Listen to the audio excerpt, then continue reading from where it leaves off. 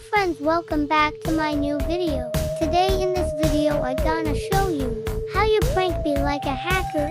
So let's go and start.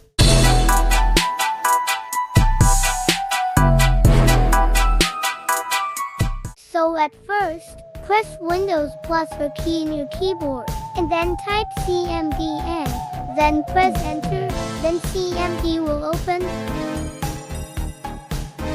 Now type color and then space, and then type 2. Now again type DIR and space, then give /F, then press enter.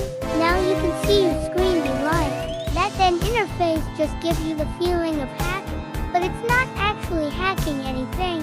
It's open all the documents of your computer, including with their location, but you can prank with your friend be like a hacker. And don't forget to subscribe my channel. See you in the next video.